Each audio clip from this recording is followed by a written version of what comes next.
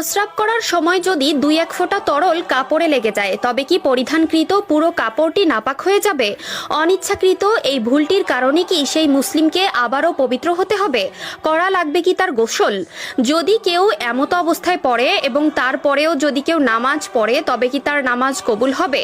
যদি সেই নামাজ কবুল না হয় তবে তাকে কেমন শাস্তি পেতে হবে? প্রিয় দর্শক, সাধারণত প্রস্রাব করার সময় হোক নারী কিংবা পুরুষ, অনিচ্ছাকৃতভাবে যে কারোরই ক্ষেত্রে 1 ফোঁটা তরল কাপড়ে লেগে যেতেই পারে। তবে সেক্ষেত্রে তার করণীয় কি? প্রতিনিয়ত লাখো মুসলিম এই সমস্যার সম্মুখীন হয়। তবে এমন হলে কি সেই ব্যক্তির পুনরায় গোসল করতে হবে বা নতুন করে পাক পোশাক পরতে হবে? এমন সকল প্রশ্ন প্রত্যেক মুমিনের মনে একবার হলেও এসে থাকে। তবে এক্ষেত্রে তাদের করণীয় কি অনেকেই হয়তো এটা জানে না।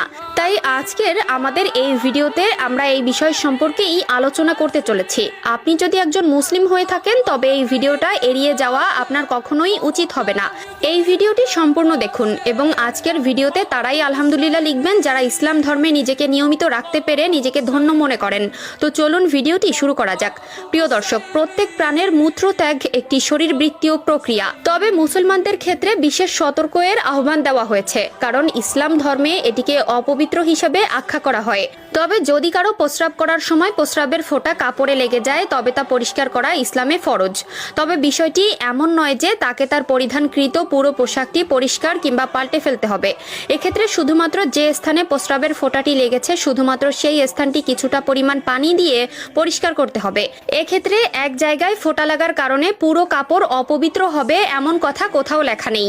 তবে যদি কারো পরিধানকৃত কাপড়ে প্রস্রাবের ফোঁটা লাগে তবে সেটি পরিষ্কার না করা অবধি তার নামাজ আদায়ের উপর নিষেধাজ্ঞা দেওয়া হয়েছে। যদি পোশাক নাপাকি থাকে এবং তা ধোয়া না হয় তবে সে নামাজ বাতিল বলে গণ্য হবে, কারণ নামাজের প্রধান শর্তই হচ্ছে পবিত্রতা। এক্ষেত্রে রাসূলুল্লাহ সাল্লাল্লাহু আলাইহি ওয়াসাল্লাম সহিহ ইবনে মাজার হাদিস নম্বর 285-তে বলেন, যে ব্যক্তির কাপড়ে প্রস্রাব লেগে থাকা অবস্থায় নামাজ পড়ে সেই ব্যক্তির নামাজ গ্রহণযোগ্যতা হারায়।